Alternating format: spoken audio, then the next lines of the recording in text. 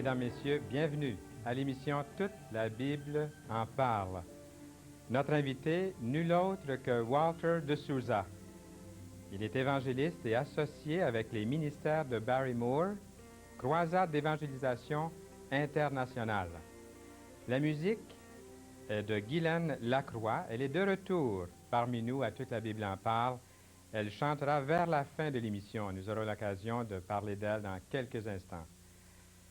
Et pour nous, c'est de vous offrir à nouveau pour la deuxième émission, Conseils pour ceux qui sont seuls. Et Dieu sait combien de personnes sont seules. Une dame nous a appelés et elle a dit, je suis terriblement seule. Et je lui ai garanti que si elle acceptait Jésus-Christ comme son sauveur personnel et qu'elle entrait en contact avec des enfants de Dieu, elle ne serait plus jamais seule. Elle a retéléphoné un mois après pour dire qu'elle ne connaissait plus la solitude. Elle avait rencontré Jésus-Christ comme sauveur personnel et aussi toute une famille de chrétiens. Appelez-nous. La question aujourd'hui, c'est, d'après vous, quelle est la plus grande crise de notre époque? Je sais qu'il y a différentes opinions là-dessus, mais j'aimerais savoir ce que vous en pensez. Quelle est, d'après vous, selon vous, la plus grande crise de notre époque? Appelez-nous maintenant, durant l'émission, et en même temps, faites-nous connaître vos questions, vos remarques, vos commentaires. Nous voulons votre participation à l'émission Toute la Bible en parle. Et pourquoi ne pas nous demander en même temps qui nous sommes? Ne pas avoir peur de poser ces questions-là et de venir nous rencontrer, nous serrer la main. Nous avons des petits groupes d'études bibliques et, un peu partout, dans toute la province, jusqu'à Edmonton, en Alberta, là où l'émission est aussi vue, comme vous pouvez voir le numéro à l'écran. Et demandez, il y a certainement là, pas loin de chez vous, une étude biblique, et puis nous serions très, très contents de vous faire connaître l'endroit, l'heure, les détails. Et vous ne serez plus vous-même, vous ne serez plus jamais seul, puisque, comme le titre l'indique, Conseil pour ceux qui sont seuls, ça commence au pied de la croix. Et là, le Seigneur transforme toute une vie. Vous dites, ah, je me demande. Venez au Seigneur et vous allez voir que c'est la vérité. Et notre ami Walter de Souza, qui est là, nous parlera, c'est vrai, de la prochaine campagne d'évangélisation sur la Rive-Sud, campagne qui aura pour thème Mission Rive-Sud 87, mais il va nous parler dans quelques instants de l'incomparable Christ Jésus. Mon cher Walter, bonjour et bienvenue. Merci, et c'est une joie d'être avec toi encore. Je pense que c'est la troisième fois qu'on est ici. Je pense que c'est la troisième fois, puis je suis très, très heureux que tu sois là. Merci. Et comme on disait avant l'émission, le Seigneur est en train de bénir le ministère que tu fais ici au Québec.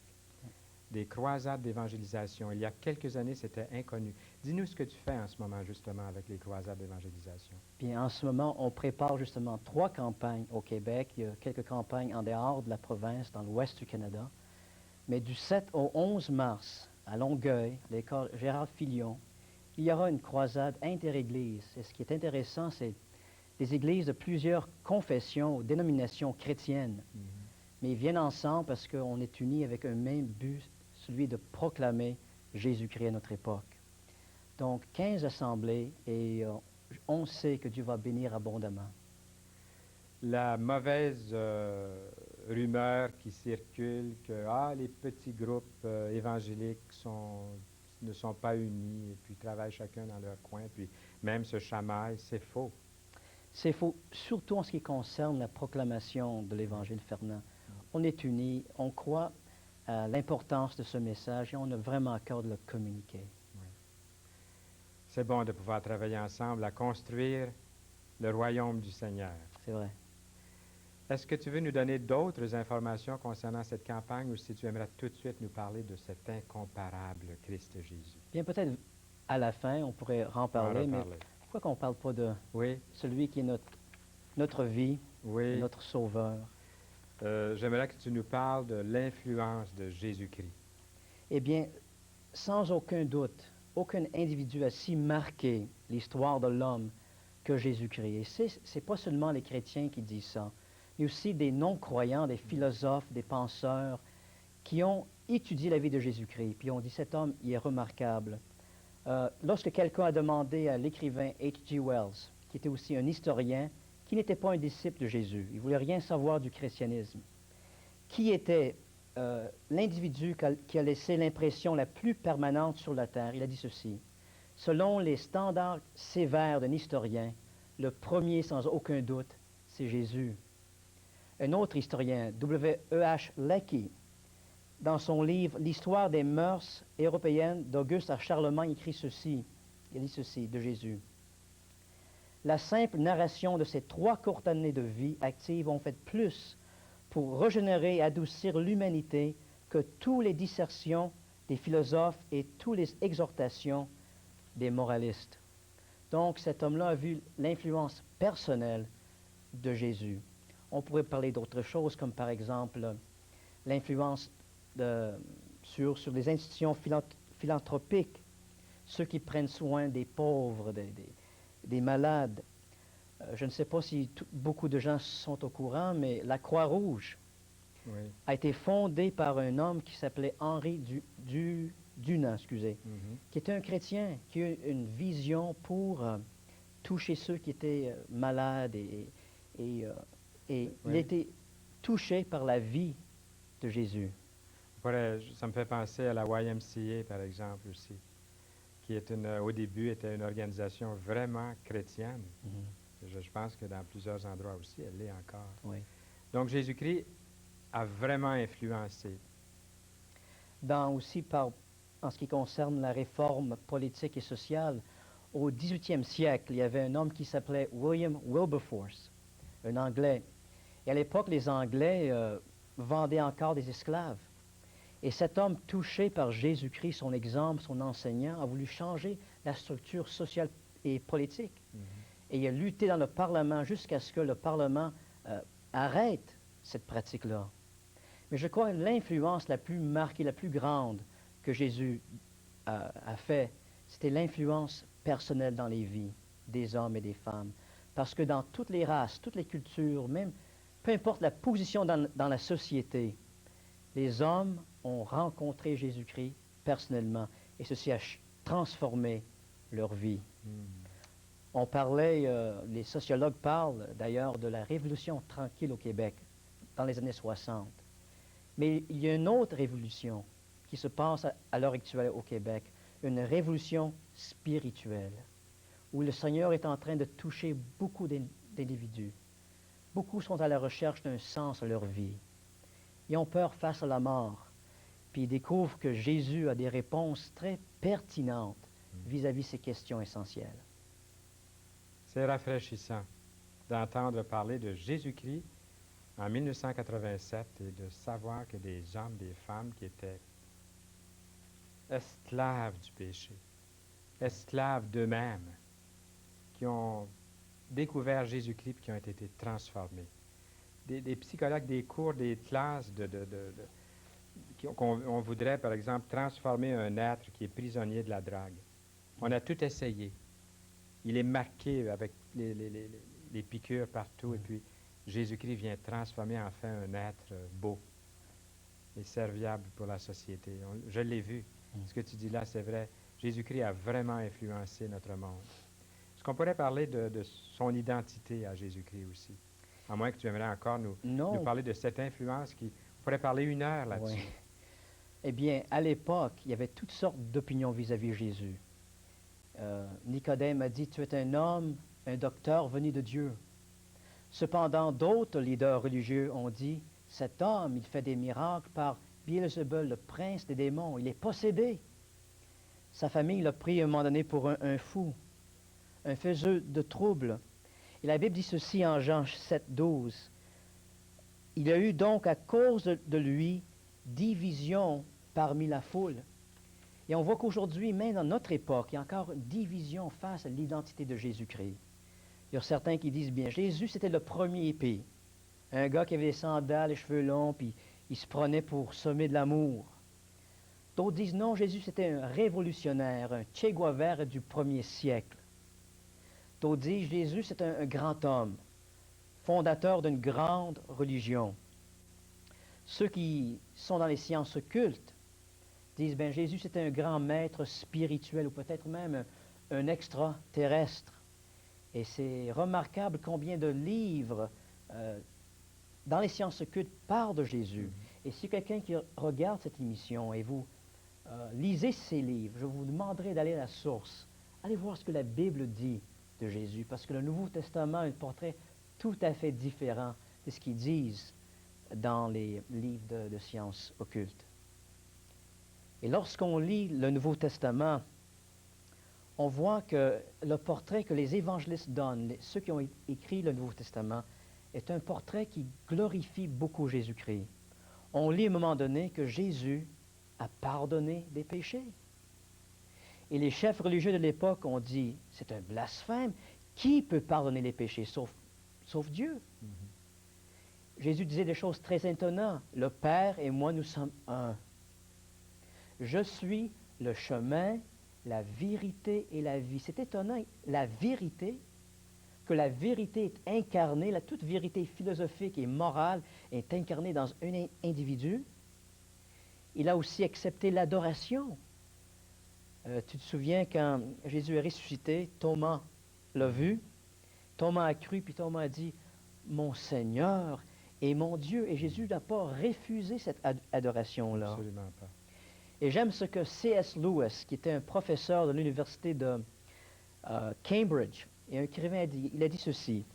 « Quelqu'un qui n'étant qu'un simple homme aurait parlé comme Jésus ne serait pas un grand maître d'éthique, ce serait un fou, tout comme un homme qui se prend pour un œuf poché. Ou bien ce serait le diable même de l'enfer. Il faut faire un choix, il écrit. Ou bien cet homme était et est le Fils de Dieu, ou bien c'était un fou ou quelque chose de pire. Vous pouvez le faire taire comme étant fou, vous pouvez cracher sur lui et le tuer comme étant un démon, ou vous pouvez tomber à ses pieds et l'appeler Maître et Seigneur. Mais ne faisons pas l'affirmation insensée qu'il n'est qu'un grand sage humain. Et nous savons que Jean, dans son évangile, a dit la parole était avec Dieu. La parole, au commencement, était avec Dieu. Et la parole a été fait chair. Et Jésus, son identité, il était la deuxième personne de la Trinité. Dieu le Fils qui s'est fait homme pour marcher parmi nous et pour nous ramener à son Père. Un des plus grands savants, je te rappelle, Walter, Nicodème. Le Seigneur l'a appelé un rabbin en Israël, comme si c'était le plus grand. Puis Nicodème l'appelle, il dit, tu es un grand prophète venu de Dieu. Il était plus qu'un prophète venu de Dieu, il était Dieu incarné dans la personne de Jésus-Christ. Son identité, son œuvre. Eh bien, Jésus est venu pour faire plusieurs choses. Il est venu pour enseigner et aussi guérir des personnes. Mais je crois que l'œuvre par excellence, l'œuvre qui était planifiée dès la fondation de la terre, c'était qu'il devait venir sur cette terre et mourir sur une croix. Étant lui-même Dieu, il pouvait verser sa vie comme un sacrifice éternel pour les péchés de l'humanité. Et l'œuvre de la croix, c'est le cœur de l'Évangile. Et qu'est-ce qu'on obtient par cette œuvre? Bien, premièrement, l'homme qui met sa foi dans l'œuvre que Jésus accomplit par la croix reçoit premièrement la rédemption. Maintenant, la rédemption, c'est un terme théologique qui veut dire un rachat. L'homme peut être racheté non seulement de la punition de ses péchés, mais aussi de la puissance de ses péchés. Il existe littéralement des milliers de credos, d'idéologies, de philosophies, mais souvent ces pensées sont impuissantes vis-à-vis la conduite de l'homme. Mais la Bible enseigne que lorsqu'on ouvre notre cœur à Jésus, qu'on reçoit le don du Saint-Esprit, Dieu le Saint-Esprit vient vivre en nous et il nous donne une nouvelle puissance pour dire non au péché. Avant, on était lié à faire ce qui est mal.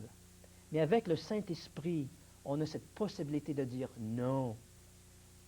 Deuxièmement, par la croix, l'homme peut obtenir une justification, qui veut dire simplement que Dieu va le rendre juste, comme s'il n'avait jamais péché. Et combien de gens qui m'écoutent à l'heure actuelle et vous avez un fardeau de culpabilité et vous portez des choses peut-être de votre passé Vous vous dites, j'ai trop fait de gaffe, Dieu ne peut pas me pardonner. Laissez-moi vous dire qu'il peut vous pardonner, il veut vous pardonner si justement vous mettez votre confiance sur ce que Jésus a fait sur la croix. Et aussi, troisièmement, par la croix, on obtient une réconciliation avec Dieu. On obtient une paix avec Dieu. Et combien de gens cherchent pour la paix? Il y avait un médecin dans l'ouest des États-Unis qui a fait un sondage parmi ses patients. Puis il a dit, si je vous pouvais accorder une chose, que serait-il cette chose? Ils ont simplement dit, la paix. La paix. Combien de gens essaient toutes sortes de moyens, toutes sortes de choses pour obtenir la paix? Et ce que les gens ont besoin, c'est avoir la paix avec Dieu. Le prince de la paix, Jésus-Christ. Toi, tu connais ce prince de paix dans ta vie. Est-ce que tu voudrais, je ressens, Walter, qu'on perdrait l'occasion là, de voir des nouvelles naissances en ce moment. Oui. Est-ce que tu veux simplement faire une prière ou inviter les gens à recevoir Jésus-Christ là où vous êtes? Vous pouvez, en cet instant, ouvrir votre cœur au Seigneur pendant une minute. Une minute? Oui. OK. Une minute et demie peut-être, dire aux gens vraiment quoi faire pour recevoir Jésus-Christ. Eh bien, peu importe qui vous êtes, peu importe ce que vous avez fait dans votre passé, le Dieu de la Bible, c'est un Dieu qui vous aime, un Dieu qui t'aime, un Dieu qui est prêt à te pardonner, à te donner une nouvelle vie. Mais la Bible dit qu'il faut que tu fasses trois choses pour recevoir cette vie. Premièrement, il faut que tu admettes devant Dieu que tu as péché. Il faut que tu sois transparent, honnête. Il faut que tu dises, oui Seigneur, j'ai fait ce qui est mal. J'ai brisé tes lois. J'ai été méchant en parole, en pensée, avec mes actions. Et deuxièmement, la Bible dit, il faut que tu te repentes de ces péchés. Et la repentance, ce n'est pas seulement le sentiment de tristesse, ça inclut la tristesse. Mais la repentance veut dire que par la grâce de Dieu, tu vas faire un demi-tour. Tu vas dire, Seigneur Jésus, je veux abandonner un style de vie qui est mauvais. Je veux faire demi-tour. Je veux changer. Aide-moi. Et troisièmement, tu ouvres ton cœur comme un enfant et simplement tu le reçois. Veux-tu le faire avec moi? Là où tu es, Seigneur Jésus, je t'ouvre mon cœur. Pardonne mes péchés. Pardonne-moi, Seigneur. Viens dans ma vie. Sauve-moi. Seigneur Jésus, je suis à toi. Mon cœur et toute ma vie. Merci beaucoup, Walter. Walter va revenir vers la fin de l'émission. Ouvrez votre cœur à Jésus aussi, c'en est le temps pour vous. Guylaine Lacroix est là, elle est toute prête. Elle vous invite, elle aussi, par sa chanson, à venir à Jésus-Christ. Si vous êtes un chrétien, ouvrez votre cœur, reconsacrez votre vie au Seigneur Jésus. Abandonnez-vous à lui, à trouver enfin une vie nouvelle. Et n'oubliez pas d'appeler pour demander conseil pour ceux qui sont seuls et l'Évangile. Écoutons Guylaine Lacroix.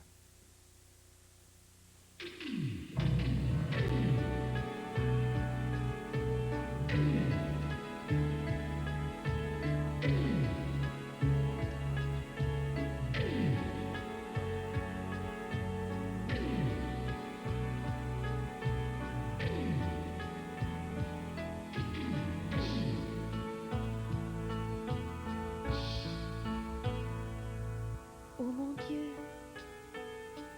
quand je contemple toutes tes merveilles, si grandiose, si belle, la nature dans son manteau feuillu. Les photos, c'est bien refait. Mais quand je regarde à mon cœur et vois mon état pécheur, je me sens si loin de toi, car je sais que j'ai péché contre toi.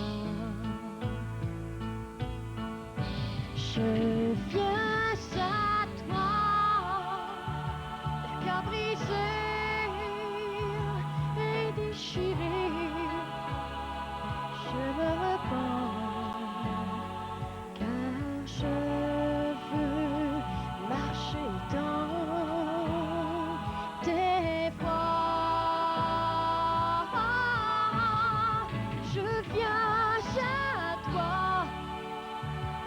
cœur meurtri, et je te prie, Seigneur, de me faire, oui, de ma vie, ce que tu veux. Ton amour, que rien ne lasse, qui toujours nous enlace, sans cesse me dépasse, me saisit et me conduit vers toi. Il me ramène au pied de ta croix. Affligé, oh, je m'abandonne, ma vie je te donne, je reviens vers toi, car je vois que j'ai tant besoin de toi. Je viens à toi, le cœur brisé et déchiré, je me repens, car je veux rester dans tes voies. Je viens à toi, le cœur meurtri, et je te prie, Seigneur, de me faire, oui, de ma vie, ce que tu veux.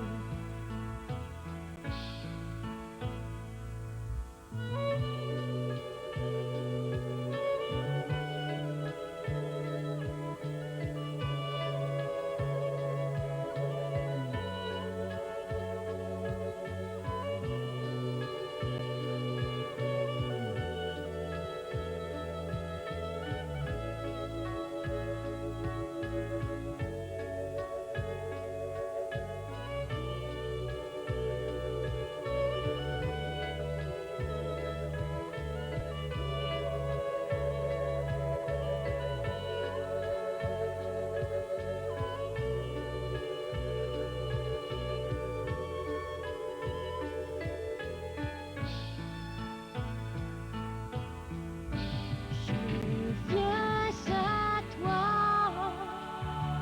cœur brisé et déchiré, je me repens, car je veux marcher dans tes voies. Je viens à toi, cœur meurtri, et je te prie, Seigneur, de me faire, oui, de ma vie, ce que tu veux.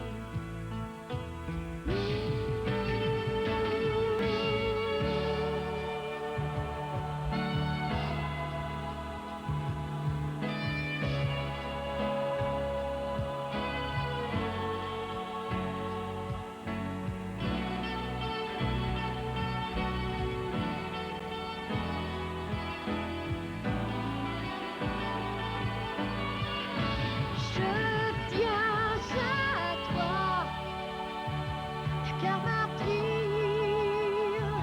et je te prie, Seigneur, de me faire, oui, de ma vie, ce que tu veux.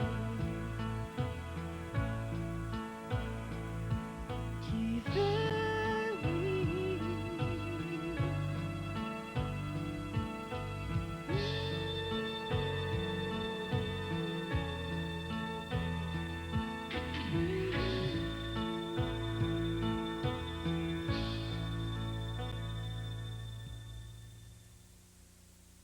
C'était Guylaine Lacroix. Merci beaucoup. Je suis persuadé que Dieu vous a parlé. et que plusieurs sont en train de donner leur cœur à Jésus-Christ. J'en suis persuadé. Appelez-nous et dites-nous ce que le Seigneur a fait dans votre cœur aujourd'hui. Pour le mot de la fin, notre invité, Walter de Souza. Eh bien, si vous avez un problème spirituel ou des questions, appelez le numéro que vous voyez au bas de votre écran. Il y a des personnes qui seraient là pour ouvrir leur Bible et vous conduire dans une relation tout à fait personnelle avec Jésus-Christ. Et si vous êtes dans la région Rive-Sud, venez du 7 au 11 mars à l'école Gérard Filion pour entendre l'Évangile de Jésus-Christ en personne. Merci. Walter de Souza, merci beaucoup. Je serai à cette campagne et j'espère que nous aurons l'occasion de vous serrer la pince et de vous rencontrer. Ce sera de bons messages, la musique et plusieurs personnes viendront durant ces soirées d'évangélisation sur la Rive-Sud. Merci à Guylaine Lacroix. Elle sera notre invitée à la prochaine émission. Non seulement elle chantera, mais aussi elle va s'asseoir à mes côtés. Nous allons l'interviewer. Et c'est la dernière fois, là, encore, à cette émission. Conseil pour ceux qui sont seuls. Appelez-nous ou si vous n'avez pas pu noter les numéros, vous pouvez encore noter l'adresse à la fin. Écrivez-nous. Et elle nous dira, Guylaine, dès la prochaine émission, suivre Jésus-Christ et le servir pleinement. Voilà ma vie. À bientôt, chers amis.